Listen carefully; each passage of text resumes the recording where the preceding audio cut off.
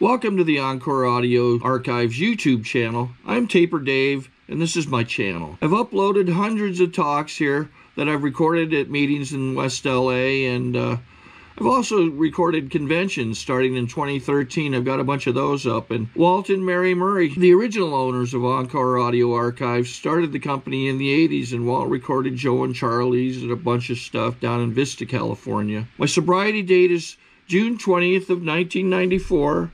I hope you find something you like, so please like and subscribe to my channel and comment down below. If you want to hear something that I don't have or that you don't see, I'll see that I get it. Anyways, take care and have a great day if you want to.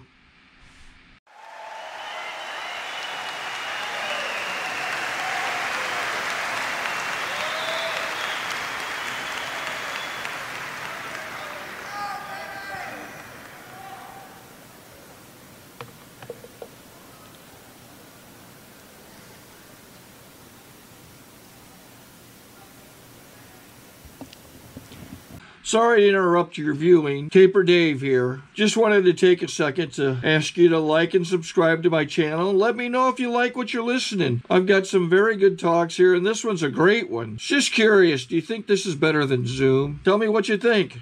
My name's Joe W., and I'm an alcoholic.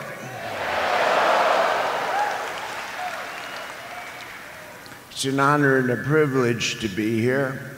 I'd like to thank Tom O for chasing me down, and Chad for taking care of me since I got here. I do want to say something to people in very early recovery, if you have a couple of days or a couple of weeks. Boo!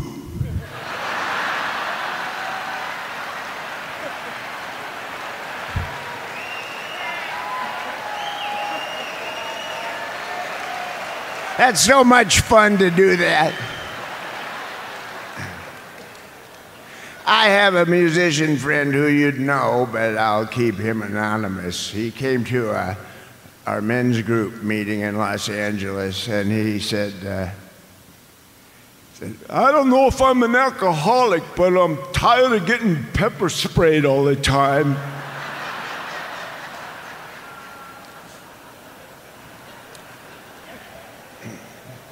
So I don't know why you're here. If you're new, maybe it's a deal you made with the judge. Or maybe your family gave you an ultimatum. Maybe your job's on the line. But if you're here, at this point in the disease, you've had all the fun you're going to have.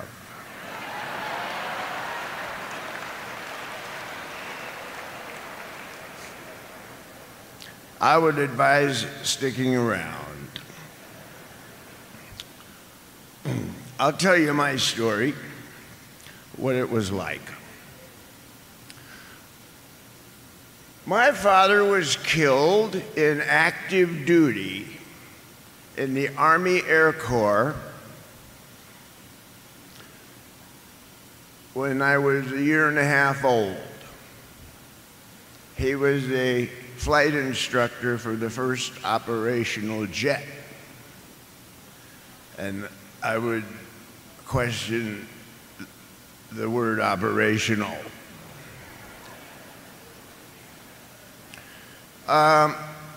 He was 24 years old, and my mom was like 21. So I didn't have a dad. My mother was very scared, and so she was really strict with me because I was all she had. And she would use her tone of voice to get me to do things. And if she yelled loud enough, I would get scared. I would get scared. In those days, there was still polio. I remember when we took the first polio vaccine, people my age.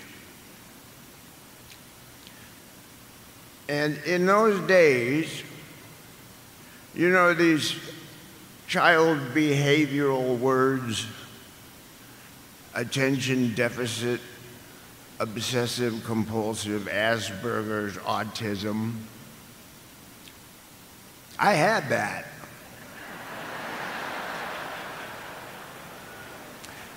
They didn't know what it was. It had not been medically figured out or diagnosed yet. There was just all the normal kids and me. And I was just a difficult kid. There's one in every class. I was all over the map. I could not finish tasks. I couldn't express myself or my feelings, and I really had trouble interacting. And I was scared because I knew I was different than the other kids. I didn't know why. I couldn't do mathematics, simple mathematics. I'd get confused. I couldn't finish my homework on time. And so I was faking it. I was pretending nothing was wrong, doing the best I could, and just hoping that everybody wouldn't figure out that I didn't know what I was doing. My mother remarried when I was about 6, and my stepfather was wonderful to me. He took care of me good, except he was a brilliant lawyer. And he would make me feel guilty methodically, legally, brilliant mind. I didn't even do anything, and I was guilty.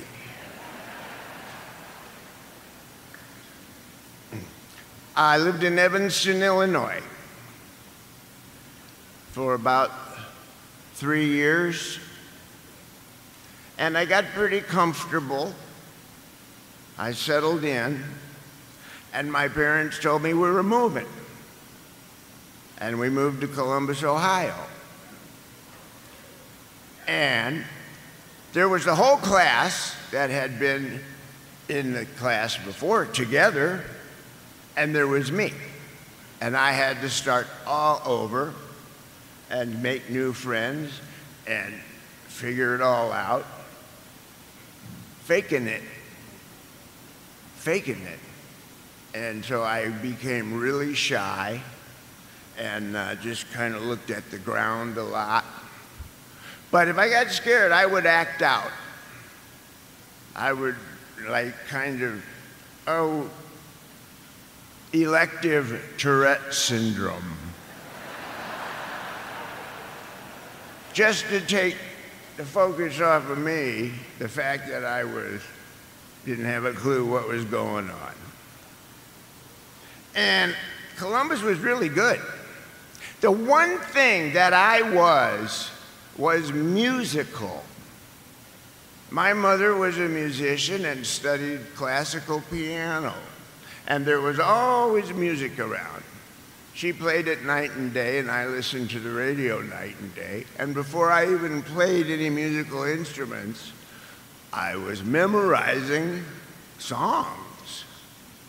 And I knew I was musical. That's the one thing where I knew what I was doing. So all of a sudden, I'm comfortable, and my family moves to New York City, junior high school. And I go from a vacant lot day in Columbus to wide open fields and kick the can and neighborhood and running around with the other guys.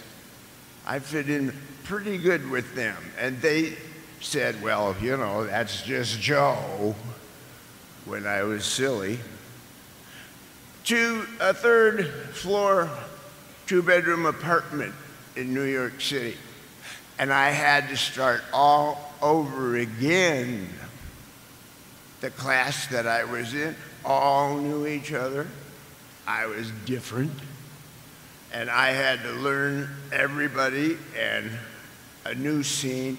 And New York City is not Columbus, Ohio.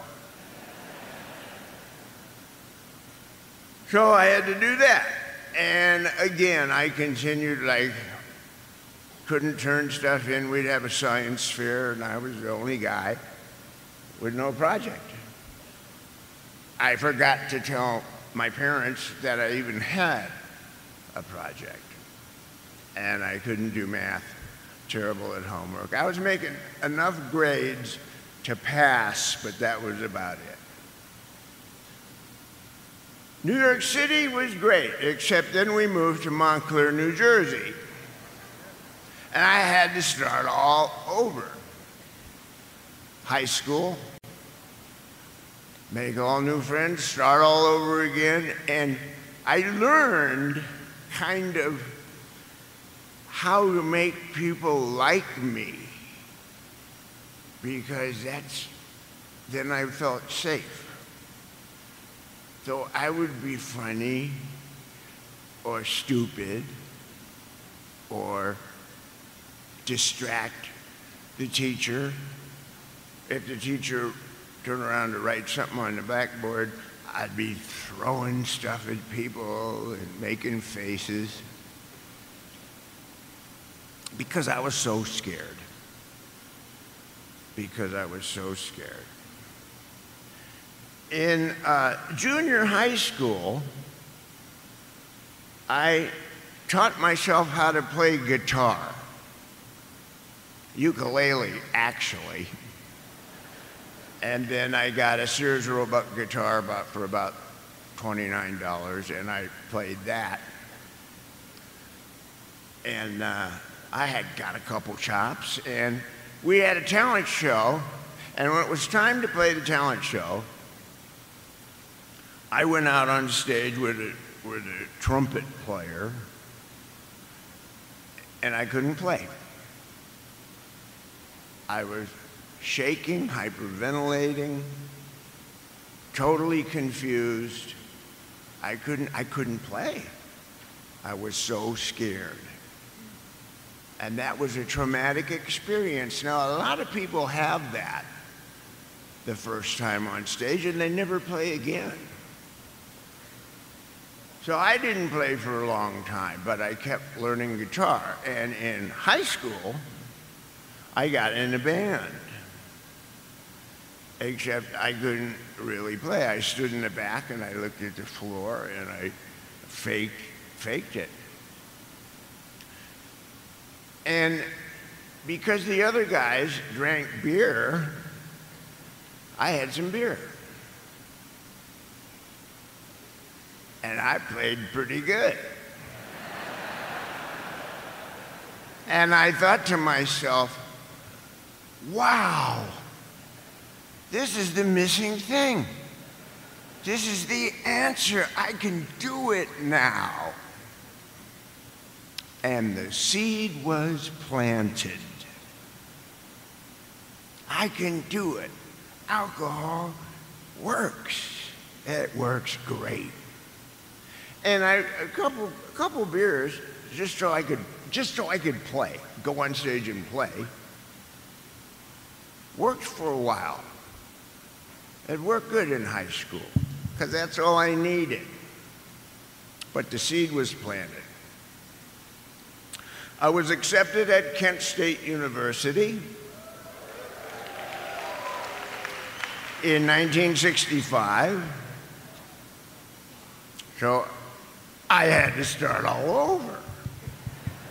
So I went there with my one guitar and my Beatle boots, and I went to a dorm. And I eventually made friends with the other musicians in the town. And that summer I didn't go home, I stayed to play. And we played downtown. And I had my beer and all. Now, I am aware of other substances, okay? And I just talk about this once. I discovered some other drugs in college. We all did. My whole generation did. And one of them was cocaine. Now, I say cocaine because cocaine is in the same chemical family as Ritalin. Ritalin is what they give attention deficit kids now. And I came across cocaine, and holy smokes, I had clarity and I could focus. You know, I really could. The Ritalin part of it was a whole different thing, and that was it. I have found the answer. I'm good to go. And I started writing music at that point. Now, I'm not going to talk about other substances anymore, but I wanted to get the Ritalin in there. One of the... So you know. Yeah. And in case you're wondering, one of the things that attention deficit obsessive compulsive people do is to go back and forth when they talk. In case you're wondering why I'm doing that. So, I started writing, and Kent was great. I got in a band called the James Gang, and we played downtown. We played in JB's, and it was a great time for everybody. Kent was the place to go. That's where the girls were. And there was a bunch of bars, and there was a bunch of bands, and people would come and hear you. And that's where I got to put in my 10,000 hours, being on stage. And I was writing music, even though we were doing cover songs. And that seed sprouted. Okay?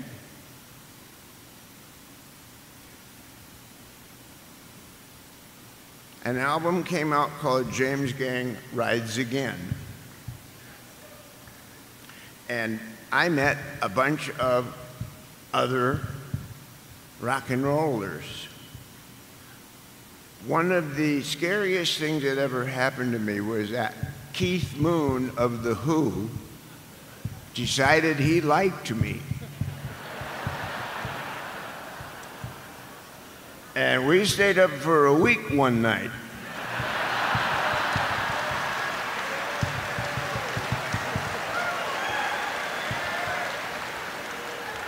And he taught me the finer things in the art of hotel room damage.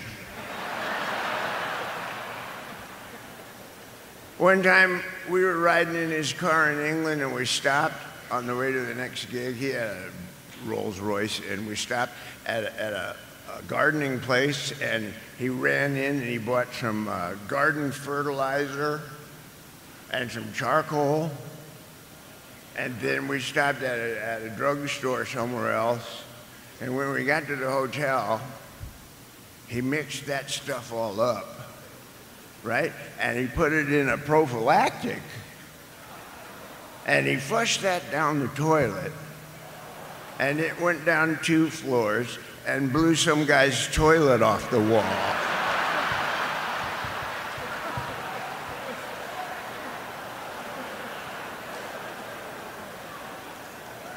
You know?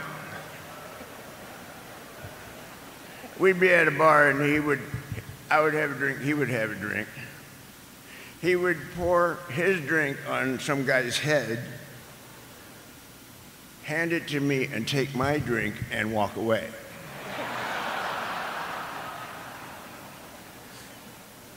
I met all those guys, and guess what? We all drank brandy and ginger ale, and we were rock and rollers. We were. Rock and roll musicians had a kind of a get-out-of-jail-free card.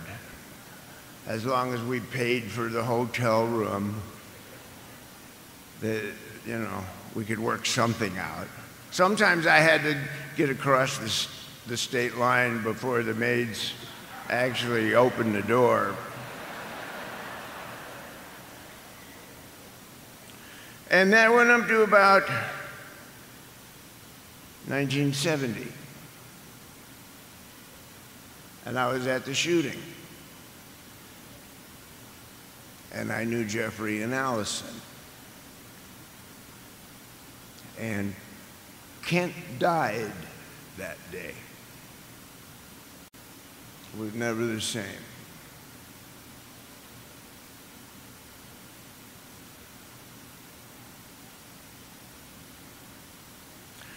So I left, and I decided to leave the James gang and get out of Ohio. And I went to Colorado and got a band together, starting all over. I got married. That was a hoot.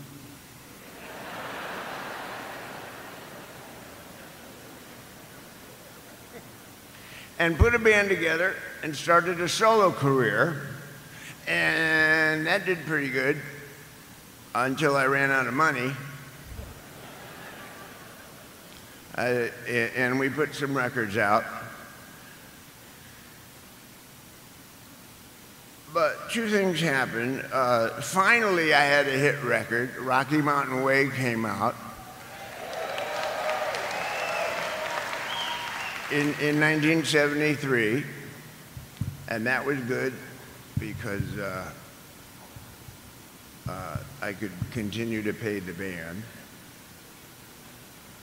In 1974, my wife had a car accident going to school with my daughter. My daughter's name was Emma.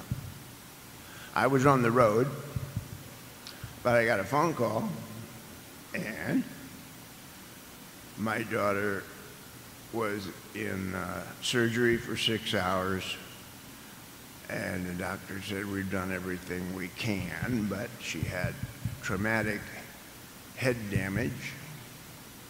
My wife was in a coma with broken ribs and injured internal organs. So I had to decide. And the doctor said, look, we can tell you what, she ain't gonna make it, but there's this kid that needs corneas to see. And there's this other kid that needs a kidney. What do you think? And I went in and talked to my daughter, and I made the decision to shut it down because she never would have got out of bed. I got a second opinion, but she was pretty much brain dead. She was alive as long as the machine was on. Anyway, I did that. And some little kid could see, and another kid got a kidney. But I said, God, you did this. God, you did this. And I made myself the victim. And I got mad at God, and I stayed mad at God for a long time. And I drank.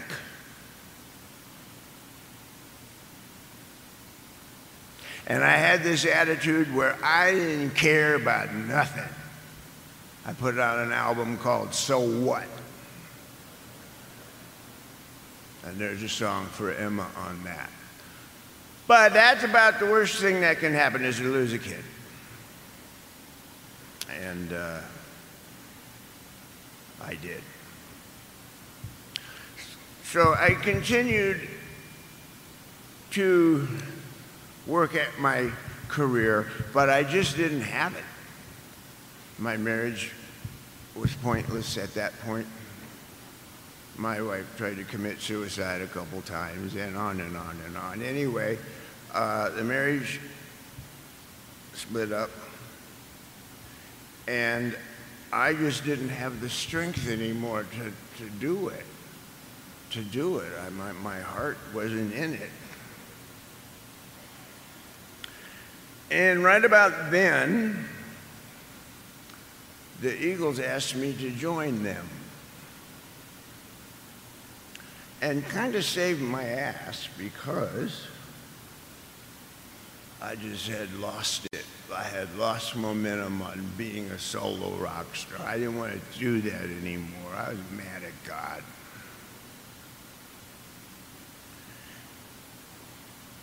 And in 1976, Hotel California came out, and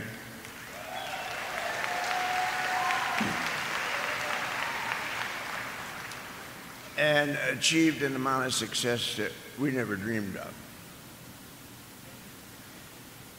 And so the big run was on. We got famous. We started selling 1 million albums a month for 10 months. We were really good, too. No.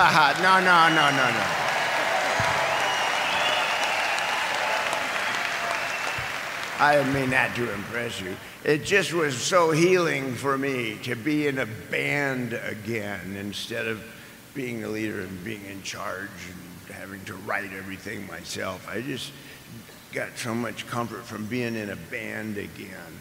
It felt really good. And guess what? Basically, we could do anything we wanted.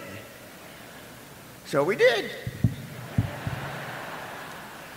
And the drunken madness continued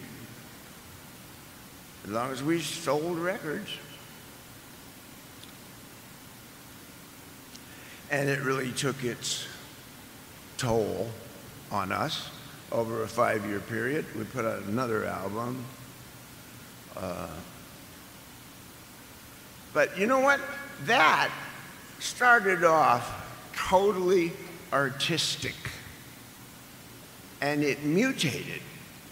The more records we sold, the more important we got to the business part of the music industry.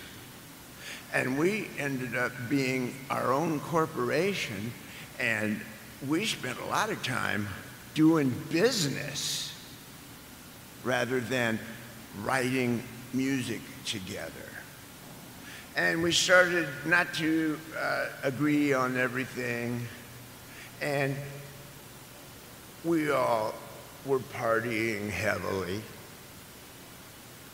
And it was more important to the record company that we give them, you know, we could have farted and burped and they would have put it out. They just wanted it because that was their corporate quarter. And we lost our perspective totally. And we started really not to get along, and we started to play bad. So we just plain stopped. In 1980. And that was my whole life. That was my whole life, that band. And my whole life stopped. Except I kept going. I kept going. I drank and partied like the band was still going.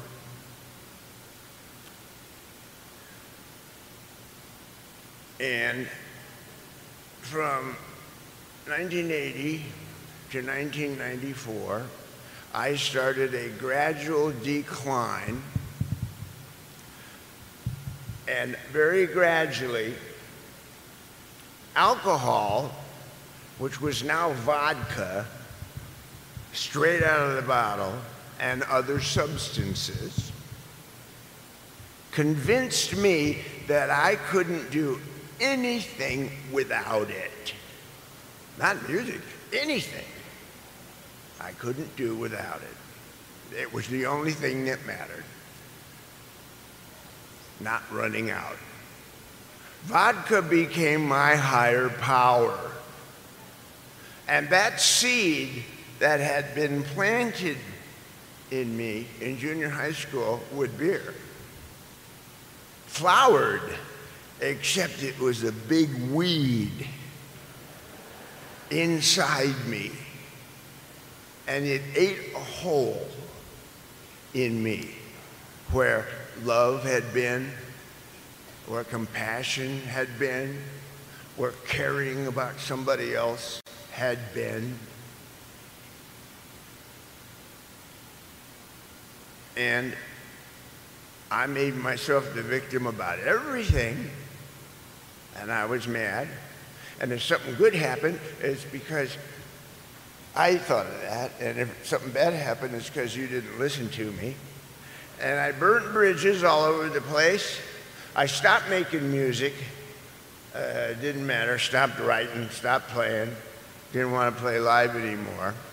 The only thing that mattered to me was not running out of alcohol. We played this dry county in Texas, and I woke up and it was like Sunday morning, and there were no liquor stores open on Sunday, and I was out. I was out of vodka.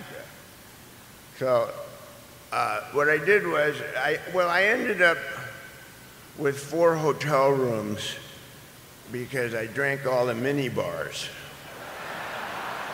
one at a time, and then I'd go get another room. But I made it through Sunday.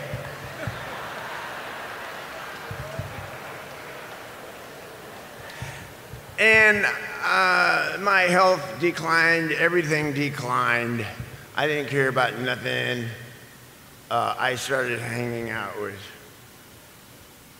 not very nice people, you know. I didn't wash, I didn't care. Drank, got thrown out of, I've been thrown out of some of the finest hotels in the world. And guess what? It got worse, and I'm talking to you newcomers. It got worse. That was bad, but it got worse. And then it got worse than that. And then it got worse beyond your wildest imagination. And I always thought I had that card in my back pocket where if I really needed to, I could stop. And I realized that card didn't work. Vodka had a queen, and I had a 10. And I ended up this godless, hateful thing. And the reason I'm here is because I hit bottom before I OD'd.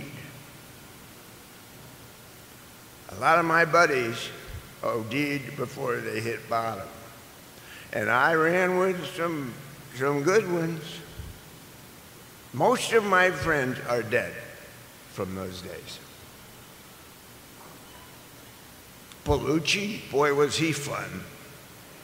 One time we went to a restaurant in Chicago, and he wanted to show me Chicago, because he's so proud of being from Chicago. So we went to this restaurant, and they wouldn't let us in because we had jeans on. And he talked to the owner and talked to the concierge, and, you know, don't you know who I am on Saturday Night Live? And offered him, you know, $600, $600 bills. And you can't get in with jeans on. And we weren't even hungry. But John said, I know what to do, I know what to do. Come on, come on, come on. So we got in the car and we went to some all-night place in Chicago, like a truck stop. And the next thing I know is we're in the alley and he's got black spray paint and he's painting my jeans black. And I said, John, what are you doing? He said, shut up, here, now you paint me. And we got in.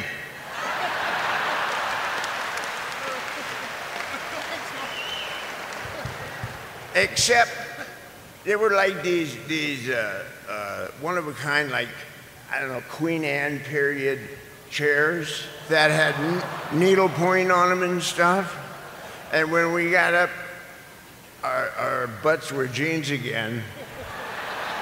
And the needlepoint was all black, so we had to leave fast.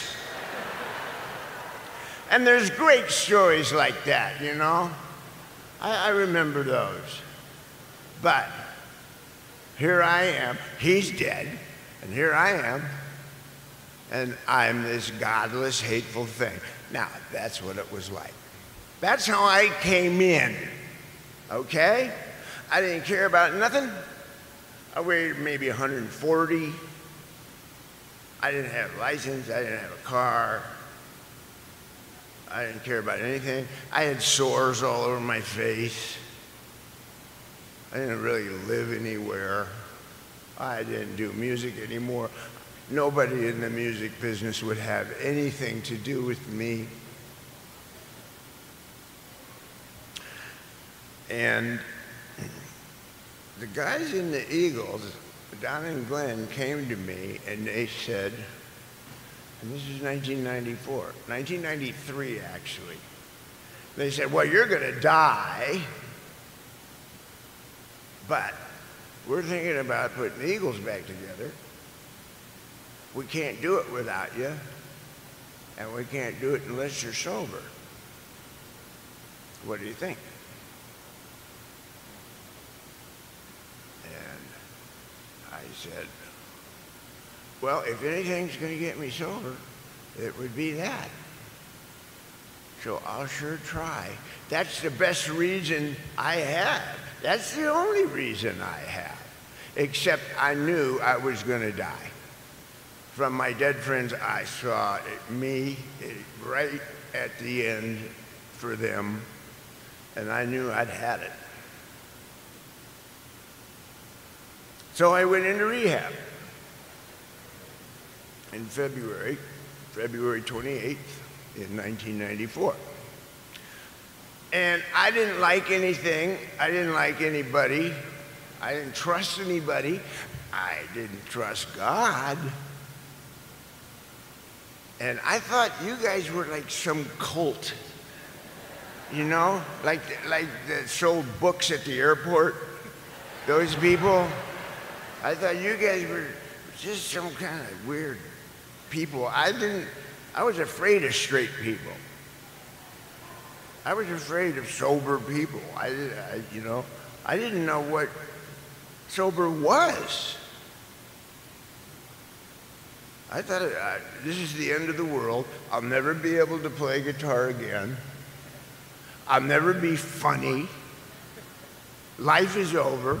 I'm just gonna wear a tie and go to work every day and come home and go to bed. So I stayed because maybe the band might get together. I was supposed to go in for like 10 days, and I was gonna change my socks. I was gonna like gain a little weight, do my laundry, get some people off my back, you know?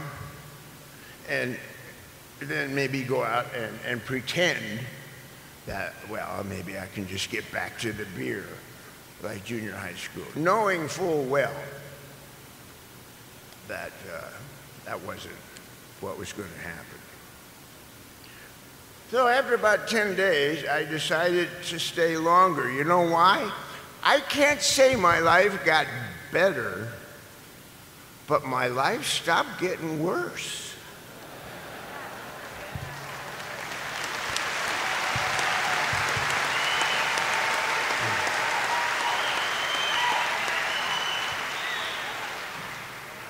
So I went to some meetings. I went to some men's meetings. I was too distracted at mixed meetings. But I went to men's meetings and I met these guys, these old crusty guys with 30 and 40 years, who all bet $10 I would never make it. They lost a lot of money. But I listened to them because they were funny, you know, and they had lives, and they made sense.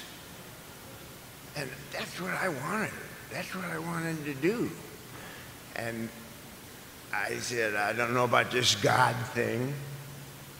And they said, well, it ain't gonna hit you like a bolt of lightning. You're not gonna just wake up one day and, hi, I'm God, and everything's great. That's not gonna happen. God will help you if he is sought, not found.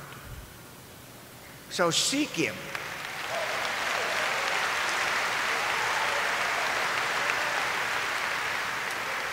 Ask him for help.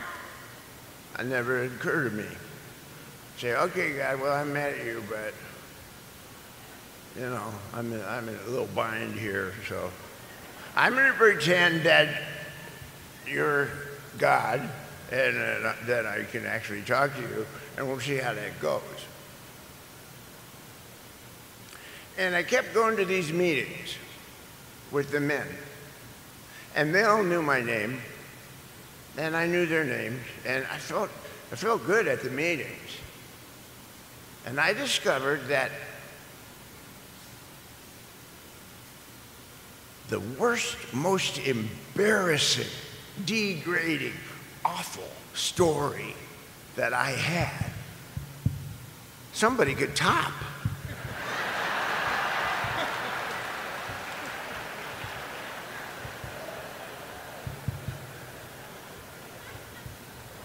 Yeah. And if something happened to me that made me really want to drink, somebody in there had been through it and knew what to do. And that happened numerous times. And I realized, after all those years, I am not unique, individual, one of a kind, different than all the other kids, only me, the exception. I'm an alcoholic.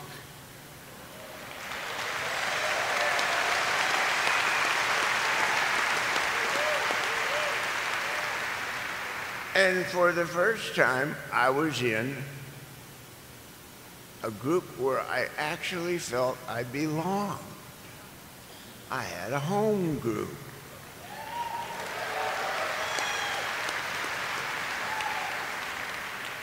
And so, I stayed around, and I started reading the book, and discovered the steps, started working the steps. And I got to step 3, and I thought, well, I'm good. I'm good. And my sponsor said, nope. Step 3, sobriety is nice, but you do them all. And I managed over a period of time to do the steps. I did. And what happened to me is what it says in the book. I had a profound spiritual awakening.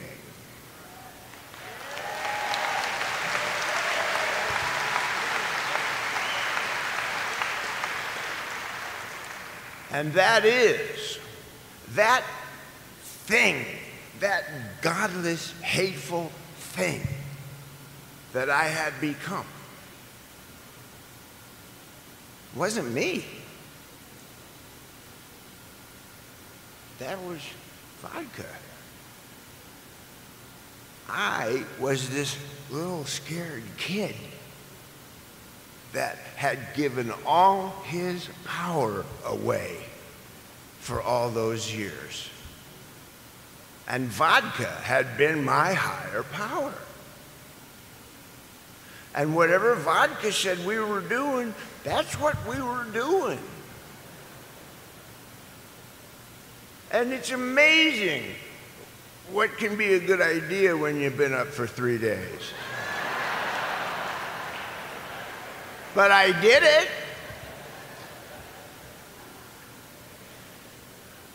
I took my power back, and I asked God for help. I said, I'm going to go for it, God. Maybe you really are. Maybe you really are God. And I'm not mad at you anymore. Things are okay. And I took my power back. Now, right away, I'm that scared little kid. I'm afraid to go out on stage. So one day at a time, I had to learn how to do that. And eventually, I started being funny again. Everything I had to learn one day at a time. All of it. And consecutive days of sobriety allows you to get that kind of stuff done. And gradually, one day at a time, God gave me my life back.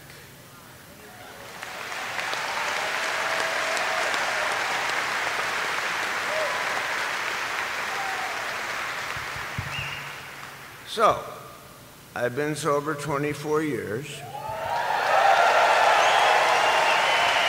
Thank you. And this much I know, okay? Step 11 is through prayer and meditation, we tried to improve our conscious contact with our higher power.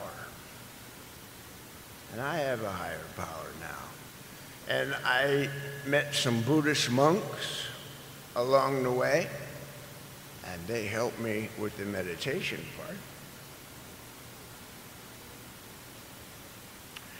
And if you stay here right now, and that's conscious contact, you're here right now. And God is here with us.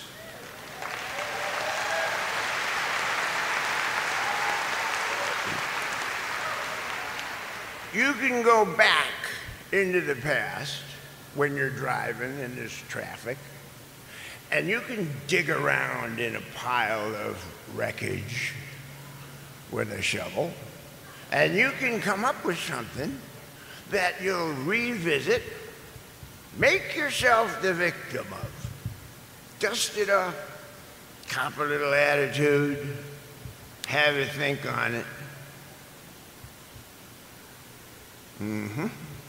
That son of a bitch. And he's probably dead. He don't care. What are you doing? You're not conscious.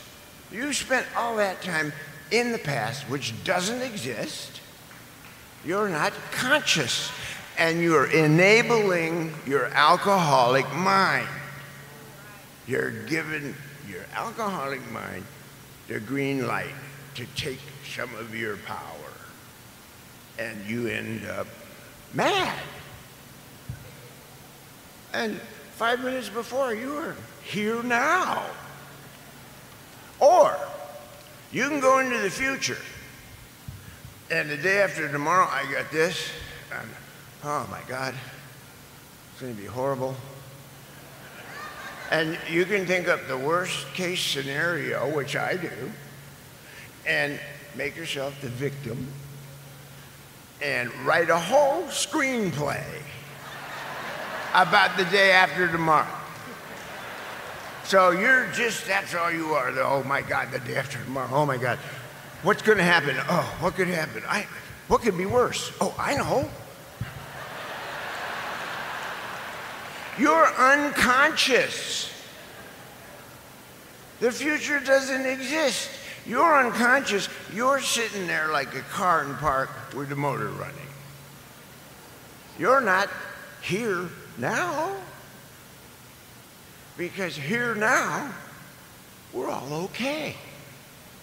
And God is here with us.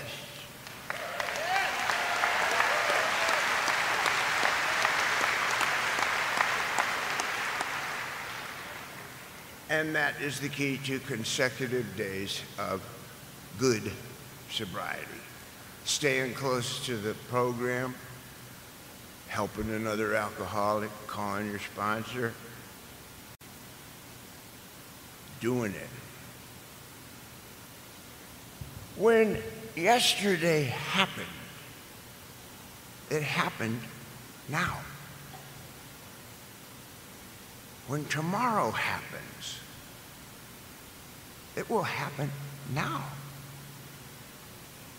It will never be not now. Stay here. You're okay.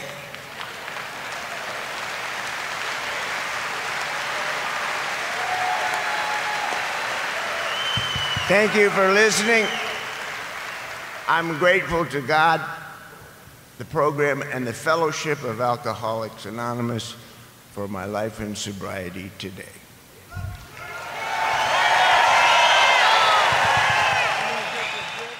I think we got a great talk going on here. Thanks for watching the channel. Taper Dave here. Just curious, do you think this is better than Zoom? Okay, this is how I prepare my drone for launching. I like to do it inside the cab of my truck so I'm not standing outside in the weather. To install the joysticks for control, up and down, right and left, powered on. I have an Android phone that I use to connect it to the drone with. And it's actually controlled through the iPhone, through an app. Oops, wrong way.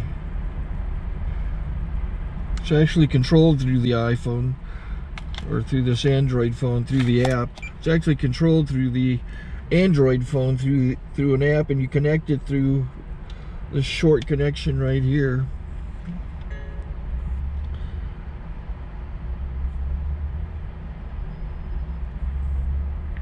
Remote control connected. Remote control's connected. So I pull out the drone. I have to extend the legs. Long legs extended first, then the short legs. Remove the gimbal protector. Set that aside, then power it on one short burst and one long burst. I lay it down. So I have to go to calibrate. So the drone's not connected yet. It shows you here as this drone gets disconnected, even though the remote's powered on. So the drone has to establish it's connected. So I go into the app to calibration mode. First I'll calibrate the remote controller. Start calibration. Out, in, oop, out, in, up, down, and then this little wheel is to control the gimbal. So it's calibrated. Go to gimbal calibration, start calibration, and then it calibrates the gimbal. I don't know if that shows up. The gimbal's moving all over the place. Changes, you can see it on the video. And I'm calibrated to take off. It's acquired 7 satellites at the moment. There are 26 satellites up in the sky, which it has to acquire before you can take off. So it's connected. It's got enough satellites. This is white. I can go to press this little arrow button, swipe right to take off, and it would start the motors if I slid this to the right, but I'll wait till I get outside. Don't want to do it inside.